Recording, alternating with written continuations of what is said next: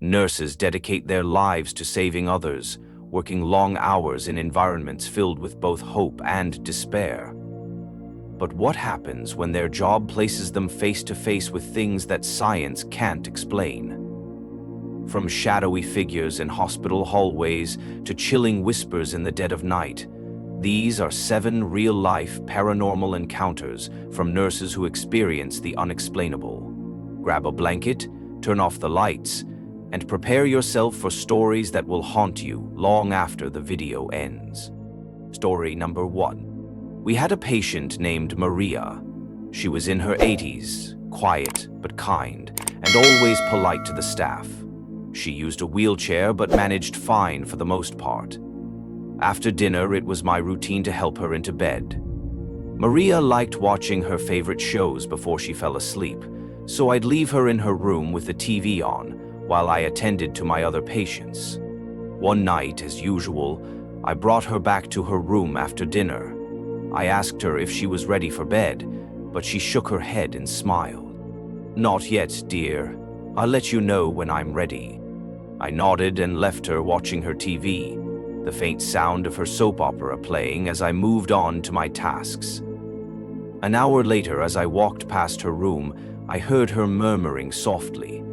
At first, I thought she might be talking to someone, so I peeked inside. Maria was sitting in her wheelchair, her hands clasped together, her head bowed, praying. The room felt unusually still, and the air seemed colder than in the hallway. I didn't want to disturb her, so I quietly stepped away. Later that night, when I returned to help her into bed, Maria looked at me with a strange, serene expression. "Thank you," she said softly. "For what?" I asked, curious. "For letting the priest come in," she said. I frowned, confused. "A priest?" "Yes," Maria said, her voice unwavering. "He came in earlier while I was praying. He sat with me, prayed with me, and read me a passage from the Bible. It was beautiful. It felt peaceful. I didn't know what to say.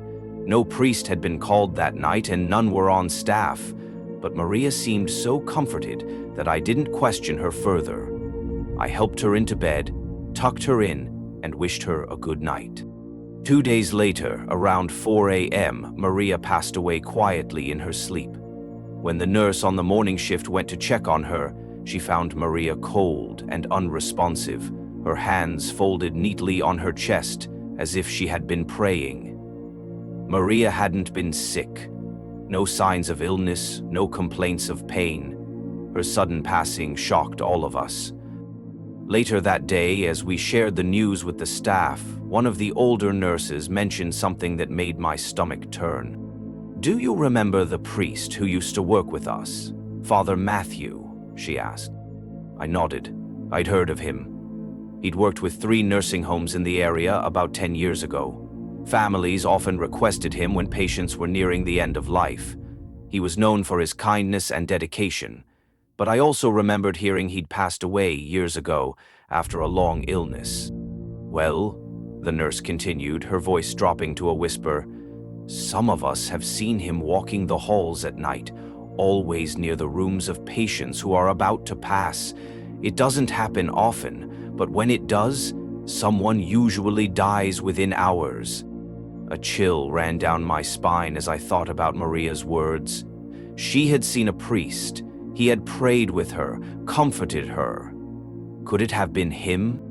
To this day, I think about Maria and the peace she seemed to have before she passed.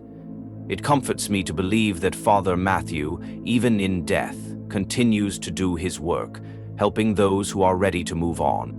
But every now and then, when I'm alone on a quiet night shift, I wonder, if I were to see him walking the halls, would it be a sign? Would it mean my time was near too? It's a comforting thought, yet at the same time, a deeply chilling one. Story number 2. I had a patient named Tyler who had stage 4 lung cancer. He was 48 years old and had been smoking since he was 14. Tyler was admitted to room 6 because he was struggling to breathe. He refused to take most of his medications, insisting that the only medicine he wanted was for pain relief. While in the hospital, Tyler would often go outside to smoke.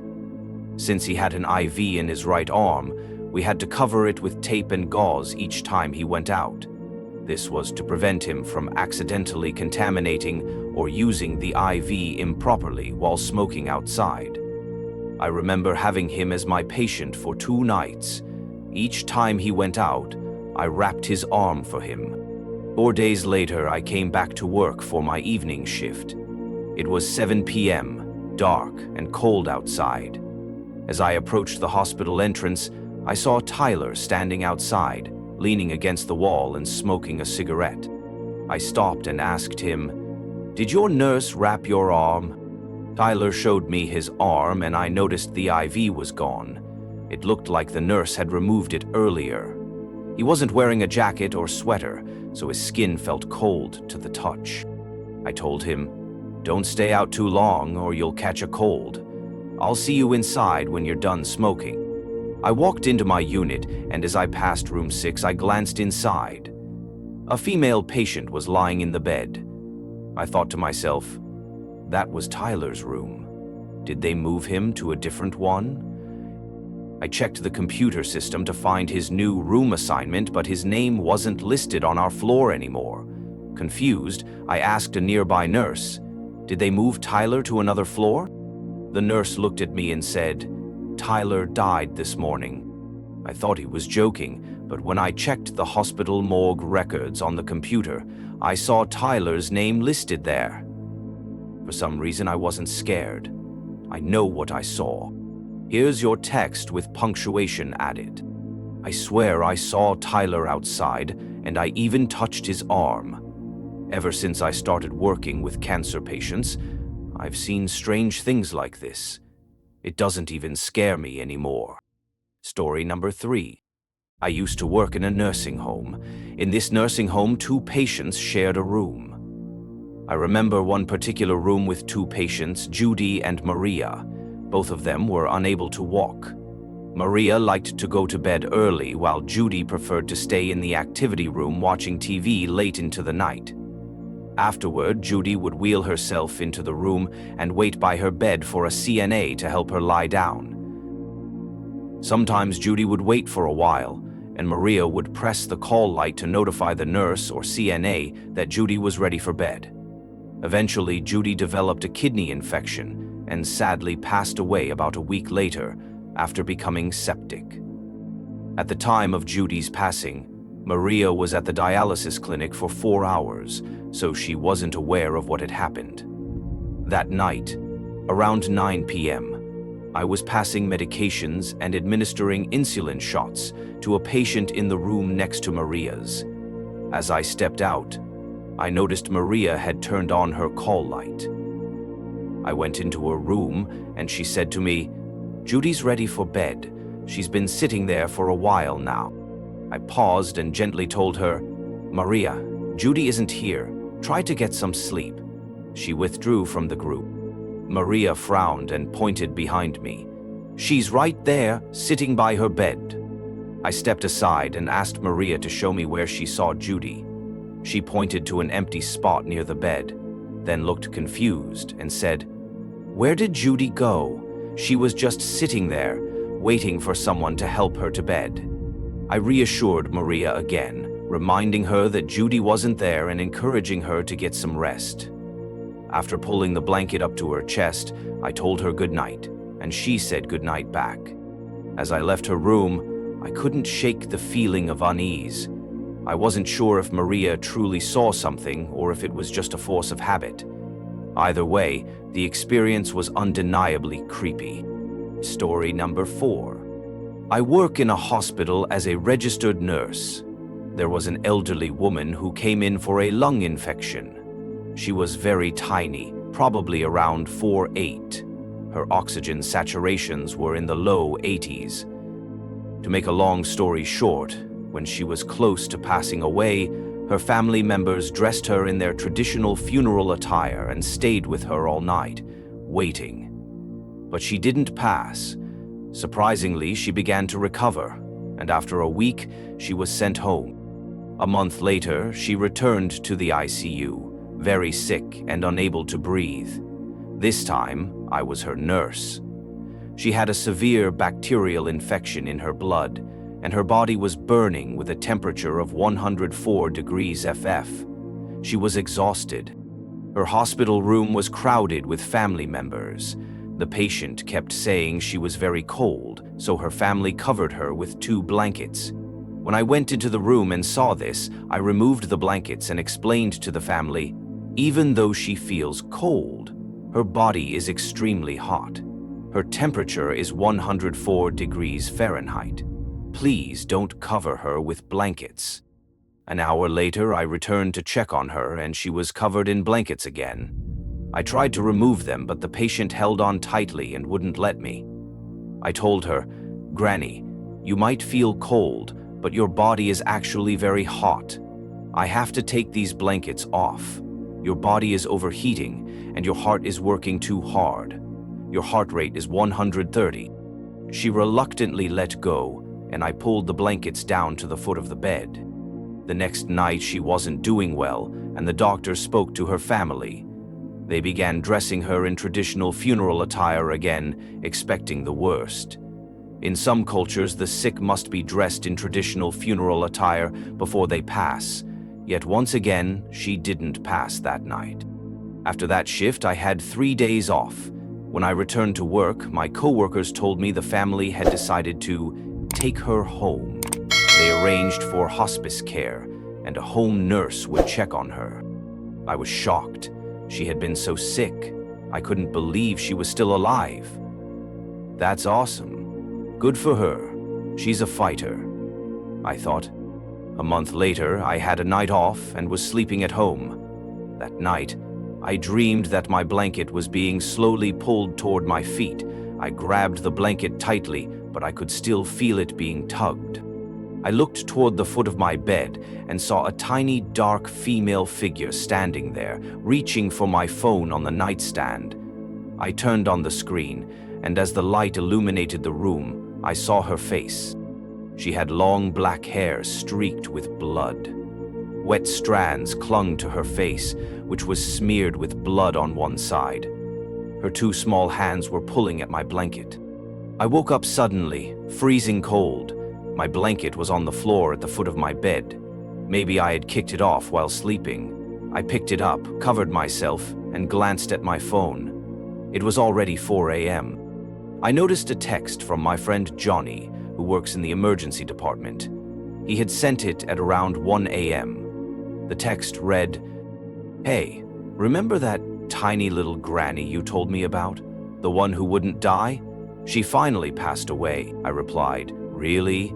Did she come back for a lung infection again?"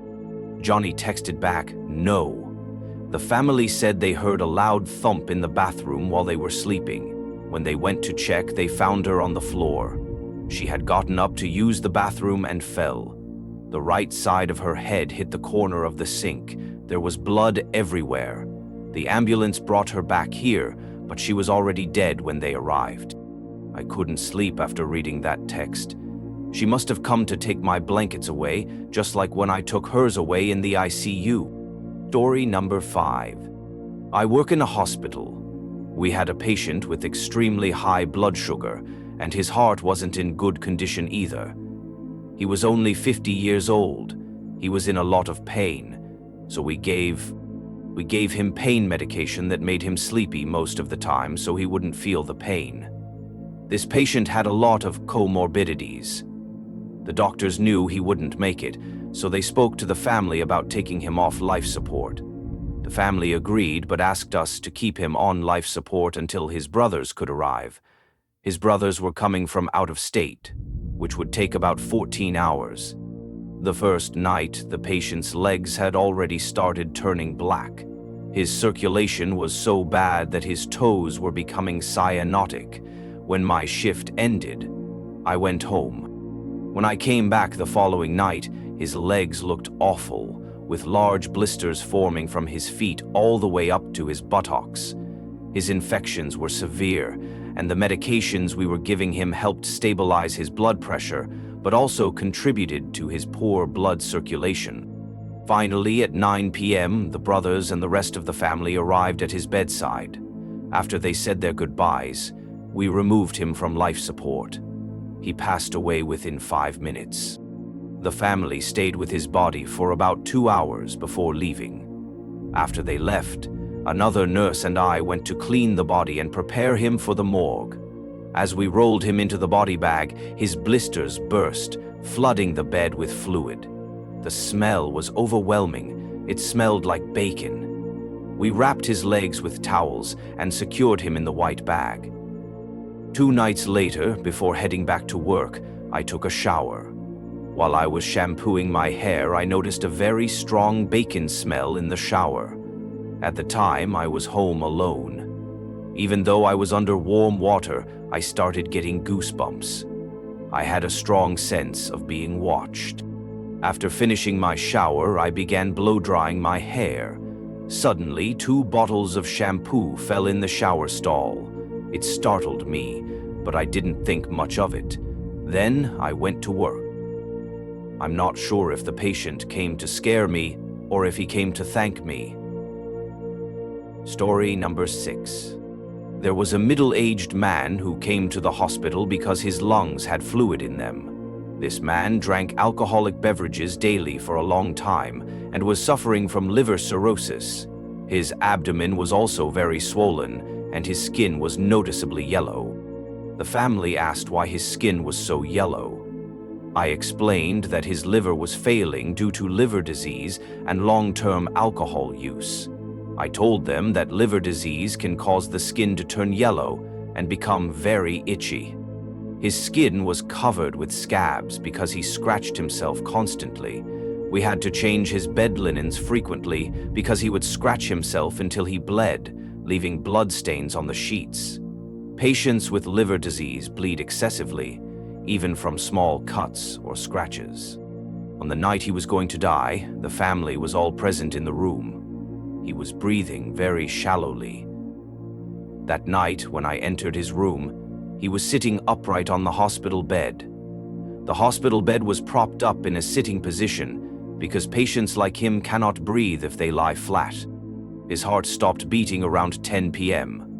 Many family members were already present and others were still on their way from out of town. Usually, we allow families about 2 to 3 hours before we begin cleaning and preparing the body. After 2 hours, we asked the family if they were finished, but they said one more uncle was on the way and would arrive in 30 minutes. Once the uncle arrived, they stayed in the room for another hour before they finally began leaving.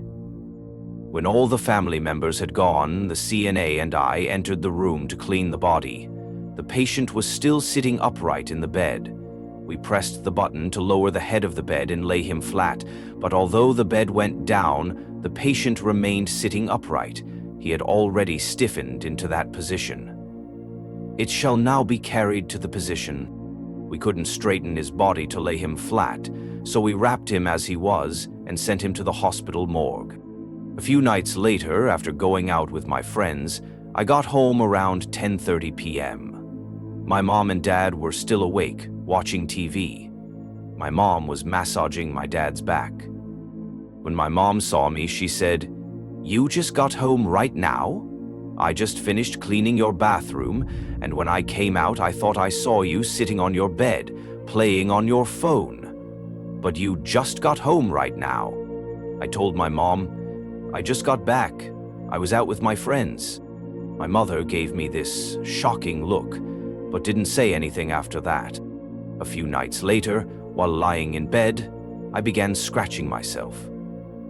I thought I might need to change my bed linens, because sometimes my girlfriend stayed over, and when she did, we tended to sweat a lot. Maybe my sheets needed washing. I got up, turned on the light, and pulled off my blanket. That's when I saw that my bedsheet was covered with tiny black stains everywhere. They looked like dried blood. At first, I thought maybe I had scratched myself and started bleeding, but when I checked in the mirror, I didn't see any open wounds on my body. I remembered the patient that kept scratching himself and leaving blood stains on his bed sheets at the hospital. My bedsheet looked just like that. Then I remembered what my mom had said about seeing me sitting in bed the other night. At that moment, I got scared. I'd heard other nurses talk about spirits following them home. I burned some white sage and did a religious house cleansing. After that, I haven't noticed anything strange happening around the house. I've been a nurse for a long time, and sometimes the spirits do follow you home. Story number 7. One day, I was assigned to a 44-year-old liver cirrhosis patient named Maria. She was a skinny lady, but due to her swollen liver, her abdomen was huge. She always struggled to breathe because of it. That day, a young man came to visit her. He was 23 years old and introduced himself as Raymond.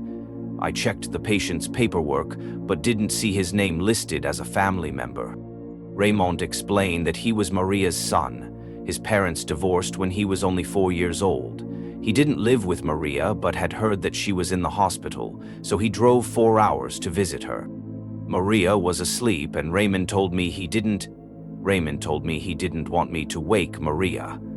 He brought a Dr. Pepper soda and mentioned that his mother loved it. He asked if it was okay to leave the drink for her, and I said it was fine. Raymond placed the soda on the table and wrote a note on a yellow sticky note. "I love you, Mom. It's Raymond." Then he stuck the note to the soda bottle. Raymond stayed for another 20 minutes before leaving. Later that afternoon, around 4 p.m., Maria's family arrived. Her other children were there too, and they were loud and unruly. Honestly, kind of ghetto. Maria was still asleep, and I noticed one of her sons drinking the soda that Raymond had left for her. The family stayed until about 5 p.m. before leaving. When Maria woke up around 6 p.m., I told her that Raymond had visited her earlier that day. She smiled and said, "That's my first son." 2 days later, Maria passed away in our unit. That night, after my shift ended, I walked to my car, which I had parked on the ramp in the garage. As I reached my car door, I heard the sound of a plastic bottle rolling down the ramp. When I looked, I saw an empty bottle roll onto my front tire. It was the same bottle Raymond had left for Maria. The Dr. Pepper with the yellow sticky note still attached. It read, "I love you, Mom. It's Raymond." I thought maybe Maria's other children had taken the bottle with them and tossed it in the parking garage. I just backed up my car and drove home. After Maria passed, we couldn't get in touch with her family. We left them multiple messages, but they never returned our calls. I was sure they knew she had died, but her body remained in the morgue because we needed a family member to claim it and decide on her arrangements. Some families opt for a funeral, while others choose cremation, but Maria's family was unreachable. I had 3 days off after that. One night during my time off, I was at home with my daughter, who was watching cartoons. At 9 p.m., I told her it was time for bed. She turned off the TV, and I tucked her in. Afterward, I took a shower. When I came out, I grabbed a soda, sat on the couch, and turned on the TV. The first thing that popped up was the show Everybody Loves Raymond. I thought to myself, what a coincidence. The next day, still on my day off, I called my unit and told the social worker about Maria's son, Raymond. She said they still hadn't been able to contact Maria's family, but she would try to track down Raymond's information. 2 days later, when I returned to work, the social worker told me she had finally gotten in touch with Raymond. He had already come to claim his mother's body and had arranged for a funeral. The whole thing was strange. The bottle in the parking lot, the Everybody Loves Raymond show on TV.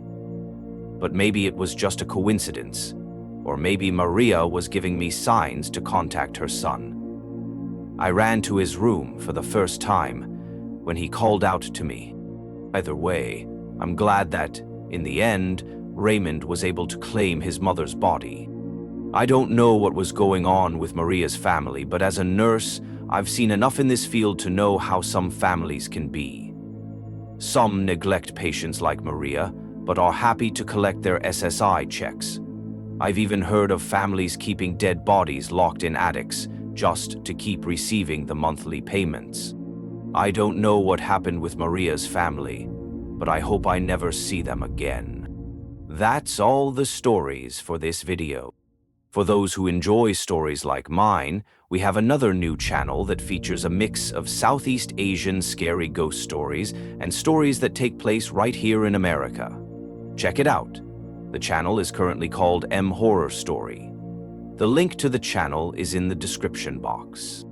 Thank you, and I'll see you in another video.